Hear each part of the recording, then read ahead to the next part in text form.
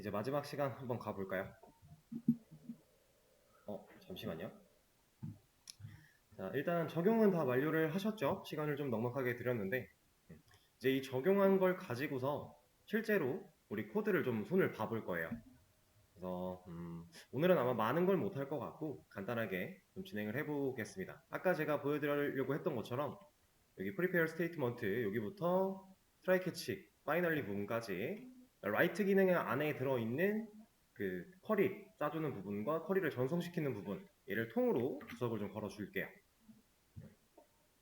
그리고 지금 write를 할 때 id를 안 썼군요. 원래 아닌가? 어딘가 쓰고 있나요?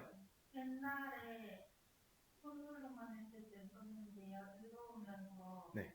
그 뭐냐 그냥 닫고 나오는 것만 하고 있어요. 글 번호 따로 명시 안 하고 몇 번 글이 추가됐다 이런 거 안 하고 그냥 오케이 이해했습니다. 근데 뭐 괜찮아요. 상관없어요. 왜냐면은 우리가 지금 이제 추가했던 이 db util이나 이런 걸 통해서 db 쪽에 명령을 전달을 하면 얘가 돌려주는 리턴 값이 존재해요.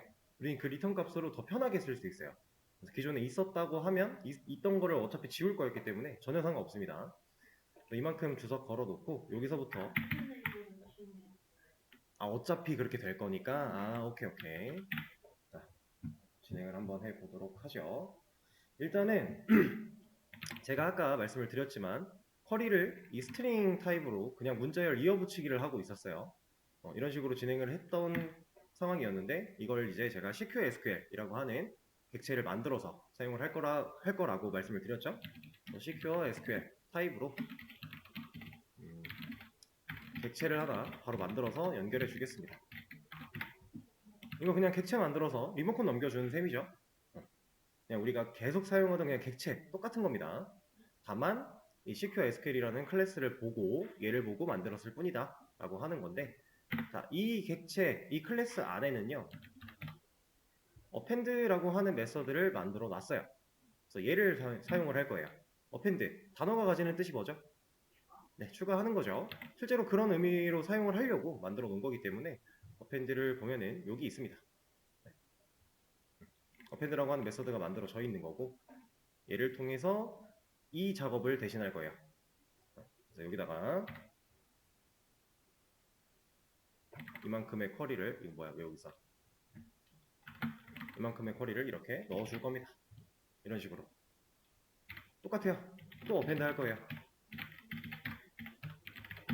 그리고 다음 줄 넣을 겁니다. 이렇게 자 똑같아요. 이런 식으로 갈 건데 여기서 이제 한 가지 더 편해진 거는 여기 아마 배우셨을 거예요. 이 띄어쓰기 안 하면 쿼리 넘어갈 때 붙어버려가지고 쿼리를 인식을 못했죠 제대로. 그래서 문제가 생겼었어요. 근데 지금부터는 이것조차도 신경 쓸 필요 없어요. 단 이 컷만은 빼먹으면 안 돼요. 얘는 처리가 자동으로 안 되기 때문에 컷만은 꼭 신경을 써줘야 되고 이런 식으로 쿼리를 좀 더 추가를 해주도록 하겠습니다.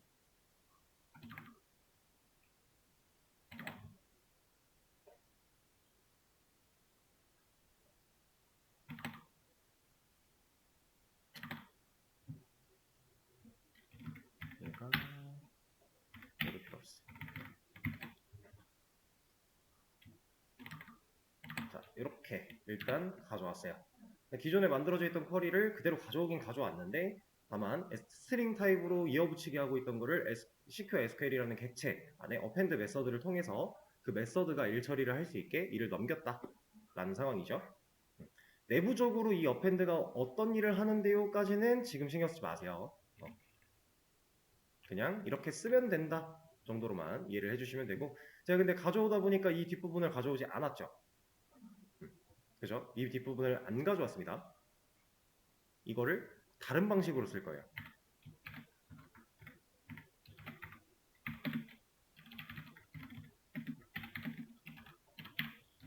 이렇게 쓸 겁니다.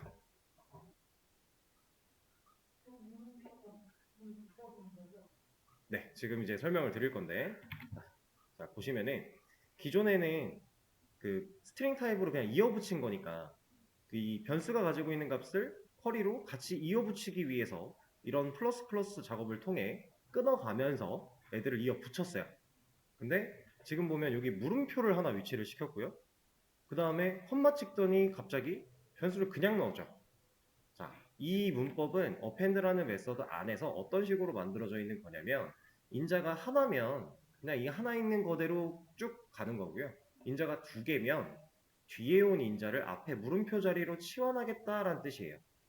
이거는 여러분들이 자바 처음에 출력문 배울 때 프린트 F 서식 지정자를 통해 그 자리에 뒤에 온 변수를 치환하는 작업과 유사한 형태로 만들어져 있는 거다라고 생각하시면 돼요. 사용법만 익히시면 됩니다. 내가 변수가 가지고 있는 값을 넣고 싶은 자리에 물음표를 뚫어 놓으면 되고요. 그 물음표 끝나고 나서 컴마 찍고 분리를 시켜서 해당 변수를 넣어주면 된다. 이렇게 설계가 되어 있는 거예요. 그러면 얘가 이 타이틀이라는 변수가 가지고 있는 값이 이 물음표 자리에 들어간다. 심지어 홀다운표까지 붙어서 들어간다. 라는 겁니다. 이해되실까요? 자, 그럼 일단 쿼리를 조합하는 거는 끝이 났어요. 그리고 마지막에 이제 원래 여기 보면 세미콜론까지 찍잖아요. 이것도 생략해도 돼요. 근데 사실 여기서도 세미콜론은 생략해도 돼요. 이거는 쿼리 만들 때. 왜냐하면 어차피 우리가 단일 쿼리로 실행을 시키는 거지 한 번 명령할 때 여러 개의 쿼리를 동시에 실행하라고는 안 날리기 때문에 어차피 상관은 없었지만 여기서도 큰 문제 없다. 세미콜론 여기다가 이거 굳이 안 찍어도 상관없다라는 거. 자, 그럼 이렇게 쿼리 조립하는 거는 이렇게 마무리를 하면 되고요. 이 방식으로 계속 갈 거예요. 다른 기능들에 들어가도 똑같아요. 다 CQ SQL 객체 만들어서 얘가 갖고 있는 어펜드 메서드 사용해서 우리가 쿼리문 인자로 넣어주고 그럼 알아서 조립되고 이렇게 하는 겁니다. 그럼 이제 얘는 쿼리문을 조립한 거고 이 조립된 쿼리문을 실제로 데이터베이스한테 명령해 줄 수 있는 실행시켜 줄 수 있는 명령문이 필요하겠죠. 네, 그 친구의 역할이 원래는 이 자리였어요. 우리가 만든 SQL을 이렇게 세팅을 한 다음에 커넥션을 통해서 세팅한 다음에 전송시키는 실제로 작동하게 만들어버리는 역할을 얘가 하고 있었는데 그걸 아까 제가 이거를 이제 얘가 다 대신할 거라고 했죠. dbutil. 자, 간단하게 dbutil 클래스 보시면은 모든 메서드가 스태틱으로 만들어져 있습니다. 이렇게 만들어져 있다라는 건 우리가 객체화하지 않고 그냥 메서드로 호출할 수 있다라는 얘기겠죠. 그래서 여기다가 바로 dbutil 클래스한테 명령할 거예요. 지금 우리는 insert 쿼리를 날리고 있어요. 이 안에 만들어져 있는 메서드가 상당히 많은데 이 안에 insert가 있네요. 이거 쓰면 됩니다. 이거 쓰면 되고요. 근데 자동으로 인자가 con과 SQL이 세팅이 됐어요. 자, 여러분들 이거 이제 어제까지 수업 들으신 분들은 이 con이 어떤 역할을 하는지 정도는 가볍게는 알고 계시겠죠? 접속 정보를 가지고 있고요. 실제로 접속하기 위한 행위를 할 수 있는 주체가 되는 역할이 이 커넥션 con이라고 하는 친구예요. 그래서 이 친구 인자로 넘겨주고 있고 SQL 얘는 우리가 방금 전에 조립한 이 친구겠죠? 이렇게 넘어가면 이 인설트가 대략적으로 간단하게만 풀틀 거예요. 자, 봤습니다. 컨 받고요. SQL 받아요. 타입도 맞죠? 받은 걸 가지고서 여기서 prepare statement를 만들어요. 여기서 execute 업데이트를 합니다. 그러니까 우리가 이 자리에서 이런 과정을 할 필요가 없다라는 거예요. 이 메서드 안쪽에서 다 처리가 되게끔 만들어 놨으니까. 심지어 얘는 지금 리턴 타입이 존재하죠. 이 insert라는 메서드는 int라고 하는 리턴 타입이 존재해요. 이 리턴 타입이 존재한다라는 건 어떠한 값을 남겨준다라는 얘기겠죠. 얘는 정말 너무나도 친절하게도 여기서 insert가 실행되면서 이 쿼리가 날아갔을 때 추가된 뭐 게시물이면 게시물, 회원이면 회원이 추가된 아이디를 리턴해 줍니다. 지금 상황이면 아티클 테이블 안에 있는 아이디, 그러니까 고유 키, PK를 리턴해 줘요. 그러면 우리는 이제 article write라는 명령어를 통해서 글을 썼을 때 그냥 1번 글이 생성되었습니다. 2번 글이 생성되었습니다. 이런 멘트를 너무 편하게 보여줄 수 있는 거죠. 왜냐면 이 리턴 값을 그냥 써버리면 되니까. 아주 친절하게 만들어져 있습니다. 내부적으로 까볼 필요는 전혀 없고. 그래서 이렇게 써주면 얘가 이 작업을 다 완료를 할 거고요. 실제로 DB한테 명령을 해서 인설트를 시킬 거예요. 그리고 결과를 남겼으니까 남긴 결과를 가지고 우리는 사용자한테 보여주기만 하면 되겠죠. 여기도 F를 써서 서식 지정자를 하나 뚫고 이 정도 보여주도록 하고요. 여기에 아이디를 넣어주면 되겠죠. 그럼 이 %d 자리에 해당하는 아이디 변수 값이 치환되어 들어갈 거니까 마지막 인설트된 글에 pk 고유한 아이디를 갖다 줄 거니까 몇 번 글이 생성되었는지 확실히 체크를 할 수 있다 라는 겁니다. 그러면은 간단하게 테스트 한번 해볼까요? 최우영 강사님께서 그런 말씀 하셨죠? 이렇게 초반에 기능 만들다 보면은 기능 만들었을 때 계속 테스트 해가면서 진행해야 된다. 테스트 안 하면서 그냥 쭉 써내려가다 보면은 숙련된 개발자도 실수한다. 뭐 이런 얘기 하셨을 거예요. 비슷한 얘기를. 여기도 테스트를 좀 하면서 갈게요. 일단은 여기 있는 거 가져와서 한번 초기화 날려주고 현재 뭐가 들어있는지 제가 잘 모르니까 그냥 초기화 날리고 시작을 할게요. 그다음에 만들어주고요. 게시글은 없는 상태로 시작을 해볼까요? 그러면 지금 당장은 게시글이 안 들어있을 텐데 여기서 영영어가 아티클 라이트죠. 아티클 라이트 합니다. 제목 내용 입력해요. 에러 났네. 한번 볼까요?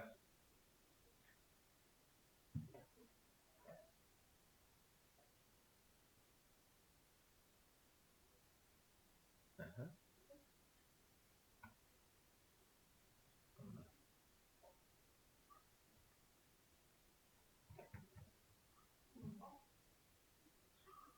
잠시만요. 여기서 얘한테 걸렸다라는 건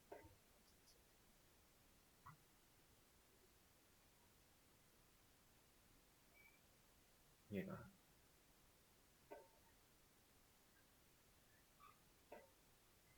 입력을 했고 그래서인가?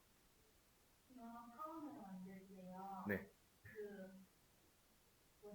중간에 XMPP 같은 거 꺼질 수 있으니까 공문 안에 넣는다는 되나? 그러니까 그때마다 연결됐다가 걷다가 그래서 뭔가? 그러니까 맨 위에 그래서 연결했다가 끄는 거?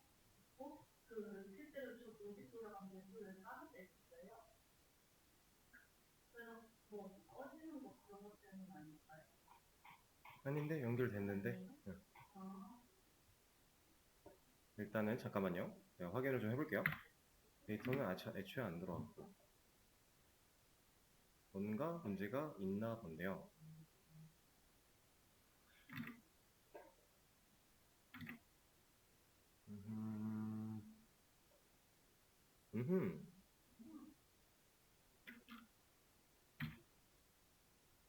얘 빠지지 않았나요? 다시 해보죠.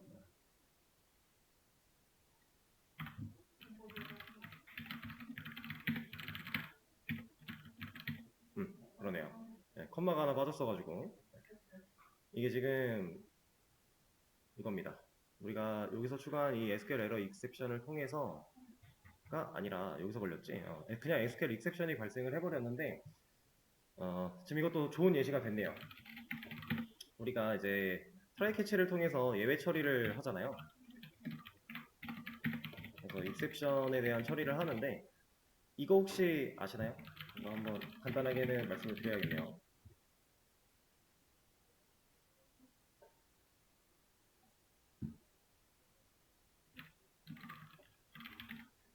자, 익셉션이 이렇게 있어요. 자바 안에는 진짜 엄청 다양한 익셉션의 종류가 있습니다. 이 익셉션 안에는 정말 수많은 가지들이 쳐 있어요. 그리고 이 가지 안에는 또 가지가 있어요. 이렇게 익셉션 종류가 엄청 많다는 얘기거든요. 그 꼭대기에는 얘가 있어요. 그죠? 이 안에 그러니까 지금 익셉션이라고 하는 게 모든 예외 처리에 대한 꼭대기에 존재하는 모든 예외를 통틀어 말할 수 있는 익셉션이고요. 좀 세부적으로 들어가면 뭐 일레갈 인포맷 뭐 엄청 많습니다. 지금 방금 우리가 사용하고 있던 이런 SQL 익셉션 얘도 이 밑에 가지 중에 하나예요. 수많은 가지 중에 하나인데 자 보면은 SQL 익셉션이죠. SQL 관련된 익셉션은 다 여기서 걸려요. 근데 이걸 지금 제가 왜 말씀드리냐면은 이 종류가 되게 많은데 이 많은 종류 중에서 다 얘로 가능하죠. 근데 다 얘로 때리면 에러 내용이 디테일하게 안 나와요. 그래서 이거 가지고만 처리하면 안 돼요, 원래 잘. 익셉션의 종류를 세부적으로 쪼개서 진짜 발생할 수 있는 에러와 가장 밀접한 익셉션을 골라서 쓰는 게 원래 일반적입니다. 실제로 이거 관련된 웹 취약점도 존재해요. 그래서 익셉션 처리도 되게 중요하게 해야 되는데, 이제 취약점에 관련된 익셉션 처리는 사실 디테일한 정보가 나오지 못하게 해야 돼요. 왜냐면 이 코드상 프로그램이 진행되다가 문제가 발생을 했을 때 그 에러 코드가 노출이 된단 말이에요. 이거는 사용자들도 볼 수 있거든요. 근데 일반 사용자라면 당연히 상관이 없겠죠. 근데 전문성을 가진 해커들이라면 얘가 지금 무슨 문제가 있구나라고 알려주는 그 디테일한 내용을 보고서 역으로 판단해서 문제점을 파고들 수 있어요.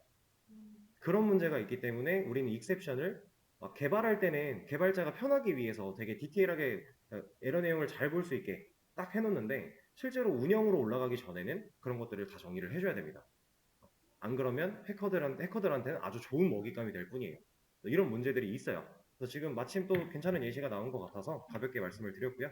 근데 이거 지금 이런 웹 취약점이나 이런 것들은 너무 디테일하게 파고들 필요는 없어요. 지금 당장은. 나중에 여러분들이 일하시면서 자연스럽게 접하게 될 거고, 그때 가면은 다 자연스러운 전문가가 될 겁니다. 왜냐면 이것 때문에 스트레스 많이 받을 거거든요. 저도 많이 그랬고. 그래서 아무튼 그런 문제가 있는데, 이거는 뭐 수정하진 않고 그냥 진행을 할게요. 그래서 지금 일단 이렇게, 이것도 필요 없지 않나요? 이거 왜 있었지? 이건 필요 없는 건 지우도록 할게요. 어차피 왜요? 필요 없는데? 어차피 데이터베이스에서 가져올 거잖아요. 아티클로 조립을 하는 이유는 조립해서 아티클 쓰라고 하는 어레이 리스트한테 얹기 위함이었고, 그죠? 근데 지금 우린 더 이상 어레이 리스트로 데이터를 쓰는 게 아니라 데이터베이스에 있는 걸 가져오니까, 당장은 어차피 지금 쓰지 않고 난뉴스도 나오고 있었는데, 네, 의미가 없는 코드는 좀 제거를 하면서 하도록 하죠. 어차피 변경이 될 거니까. 자, 그러면 게시물이 써진 것까지는 아까 확인을 했어요, 여기서. 자, 그러면 DB에 가서 제대로 올라왔는지 확인해보면 잘 들어왔죠.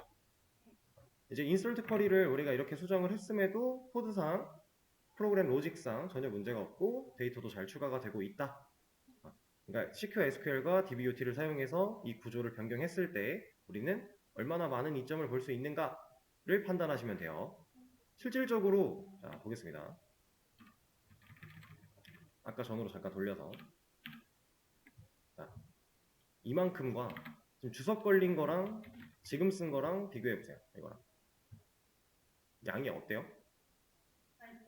많이 줄었죠. 불필요한 것들이 싹 사라졌죠. 심지어 DB 유틸이 이런 거 다 갖고 있기 때문에 밑으로 가면 밑에들도 다 이렇게 바뀔 거예요. 그럼 우리가 실제로 앱이라 처음에 메인.점 자바한테 다 만들다가 앱으로 옮겼잖아요. 그 과정 했을 거예요. 옮긴 이유가 뭐예요? 그렇죠. 메인 메서드는 진짜 실행을 위한 그때 동작하는 애지, 얘가 뭔가 많은 기능들을 담고 있으면 안 되기 때문에 앱이라는 애로 클래스를 따로 빼서 기능들을 분리를 시킨 거예요. 거기서 앱이라는 애가 이제 그 무거운 하중을 다 견디고 있는데, 얘도 결국엔 하나의 클래스이기 때문에 너무 많은 걸 부담시키면 힘들어한단 말이에요. 근데 이렇게 코드를 간결화해서 클래스를 분리시킴으로써 역할분을 나눴죠. 그러면 프로그램의 이 효율이 더 올라가는 겁니다. 그래서 실제로 여러분들이 이제 제대로 된 프로젝트를 만들어 나간다라고 하면은 기능들끼리 뭉쳐져 있고요. 그 기능들을 호출하는 형태로 많이 사용을 하게 돼요. 나중에 우리가 다 그렇게 배울 거니까 생각을 해주시면 좋을 것 같고요.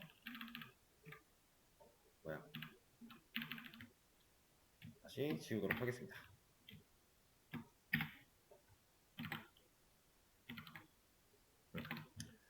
자, 그러면 이 형태로 바꾸면 되는 것까지는 알았는데, 자, 바로 다음에 이제 리스트를 만약에 한다라고 하면 얘는 좀 많이 달라요. 얘는 뭐가 다르냐면, 애초에 인설트는 정말 쉬웠죠. 근데 얘는 이런 과정이 필요했잖아요. 이거 왜 해야 됐어요?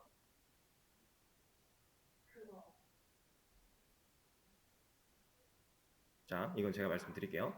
이거는 우리가 아티클 리스트, 지금 게시물 리스트를 볼 거예요. 지금 현재로서는 게시물이 하나밖에 없으니까 하나만 더 써놓고 보죠. 자, 왜 또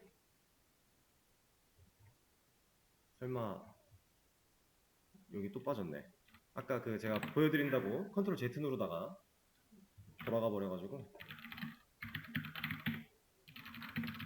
자, 이렇게 두 개를 썼다고 했을 때 지금 아티클 테이블 안에는 두 개의 게시물이 존재하는 상태예요. 자, 이 상태인데 우리가 리스트를 본다라고 하면 저 두 개의 데이터를 다 가져와야 되죠. 그러면 데이터가 더 이상 하나가 아니네요. 복수개의 데이터죠. 그럼 우리 복수개의 데이터를 다루려면 뭘 써야 돼요? 객체. 네, 객체를 써야 돼요. 왜냐면 변수는 오직 데이터 하나밖에 못 담잖아요. 그걸 우리가 이제 자바도 처음에 객체라는 개념이 활성화되기 전에는 모든 필요한 데이터마다 변수를 다 만들어서 다 따로 보내고 다 따로 합치고 이런 과정을 통해서 너무 불편했는데, 객체라는 개념이 이제 활성화되면서 그게 연구가 막 되면서 객체를 사용하면 복수개의 데이터를 편하게 다룰 수 있다. 그래서 자바는 그게 지금까지 와가지고 객체 지향 언어가 되는 거잖아요. 그죠? 맞죠? 자, 그러려면은 데이터베이스 안에 있는 이 두 개의 데이터를, 두 줄의 데이터를 자바 쪽으로 가져왔을 때 각각 하나의 게시물로서 분리를 시켜야 되고요. 두 개를 가져와서 각각 게시물로 분리를 시킨 다음에 얘를 각각 보여줘야 돼요. 반복문을 통해. 자, 그 작업을 얘를 이렇게 한 줄, 또 밑에 거 이렇게 한 줄 해서 두 줄을 각각 압축한 형태를 자바한테 던져줍니다. DB는 거기까지밖에 못해요. 던져주면 그 압축을 일단 풀어야 돼요. 그래서 얘가 압축 푸는 과정이에요. 그 압축을 풀어서 아티클이라고 하는 객체로 다시 재조립하려고, 그 압축 푸는 과정이 이만큼이 들어있는 건데, 지금 우리가 이 DB util과 CQ SQL을 통해서 변경시켜야 되는 애도 이 과정이 필요합니다. 단 구조가 많이 달라질 거예요. 그리고 얘를 하기 위해서는 우리가 이제 새로운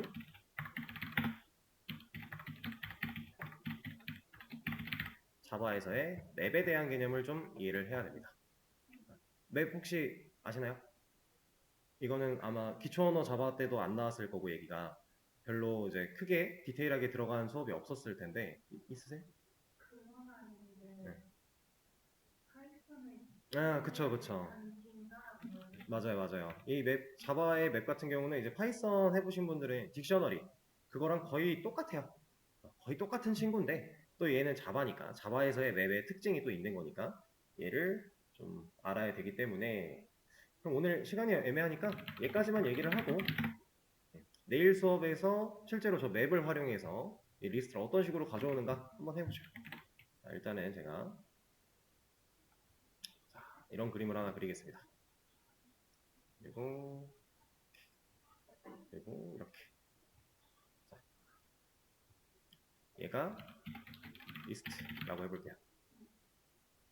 그리고 얘가 어레이 리스트, 이렇게 얘기를 해보겠습니다.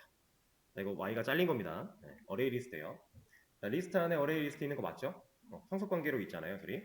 자, 근데 제가 얘네들보다 더 큰 원을 하나 그렸어요. 좀 많이 크게. 자, 이 친구는 컬렉션 프레임워크라고 해요.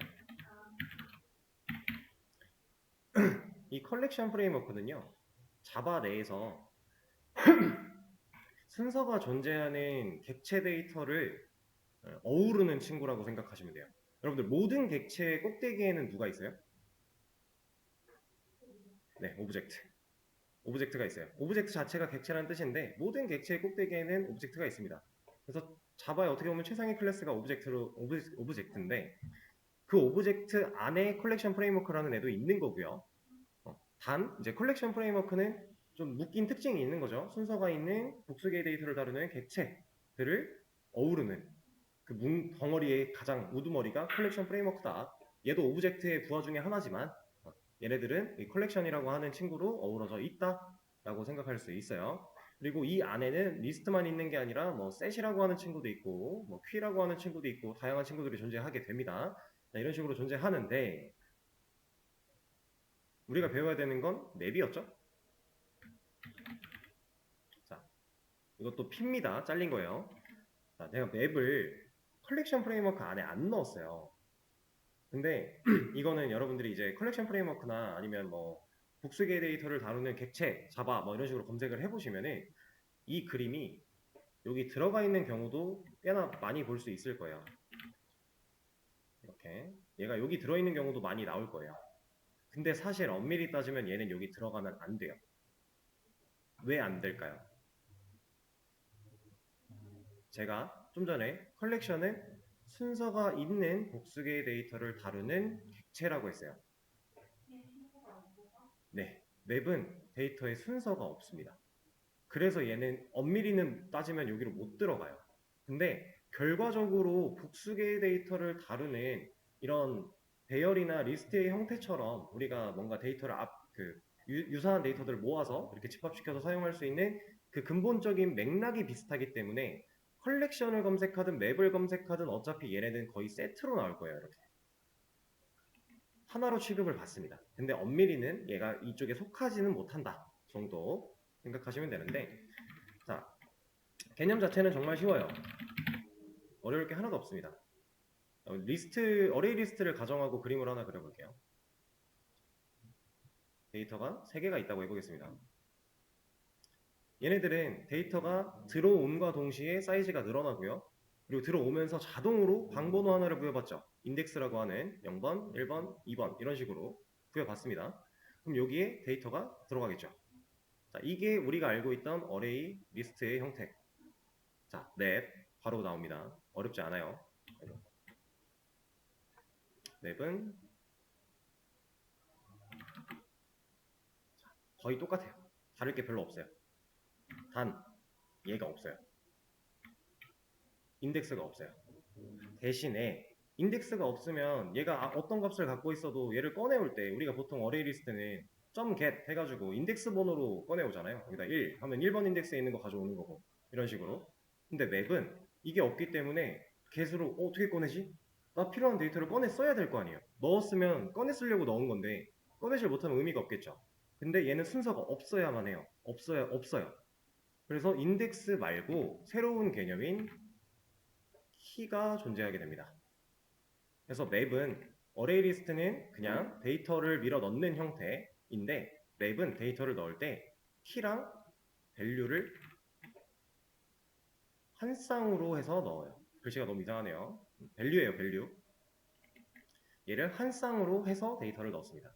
키는 그냥 개발자가 정하면 되고요. 밸류는 내가 원하는 데이터를 세팅하면 되고요. 이 차이밖에 없어요. 그럼 맵에서 데이터 어떻게 꺼낼까요? .get 한 다음에 얘도 get 메서드거든요. get하고 네, 여기에 키를 넣는 겁니다. 이렇게. 이러면 이 키에 해당하는 밸류가 쏙 나와요. 맵은 이렇게 쓰는 거예요. 이게 전부라고 보시면 돼요. 자, 그러면 우리가 알고 있는 리스트랑 맵의 차이, 순서가 있냐 없냐, 그죠? 이게 가장 큰 차이예요. 이 차이에서 오는 또 다른 차이, 키가 있냐 없냐. 자, 근데 한 가지만 더. 맵 같은 경우 얘는 자동으로 부여되는 번호고 우리가 원하는 대로 바꿀 수도 없죠. 내가 1번 인덱스에 있는 얘를 지금 이 자리를 2번 인덱스로 하고 싶어 해도 못해요. 이건 불가능한 겁니다. 안 되는 거예요. 맵은 키라 그랬죠. 이 역할이. 자, 그러면 제가 여기다가 A라고 하는 키를 넣었어요. 근데 여기다가 A라는 키를 넣었는데요. 그럼 get A 했어요. 그러면은 컴퓨터는 어떻게 해줄까요? 누구 줄까요? 이거 중에 못 주겠죠. 판단할 수 없으니까. 그래서 키는 중복이 불가능합니다. 애초에 물리적으로 이게 말이 안 되는 상황이니까 애초에 키를 중복시킬 수 없게 키는 고유값이 돼야 돼요. 그게 맵을 쓸 때 중요하게 생각해야 되는 것 중에 하나. 밸류는 얼마든지 중복돼도 전혀 상관이 없어요. 우리가 중요하게 생각해야 되는 건 키의 중복이 안 된다. 그렇게 이해를 하시면 되겠습니다.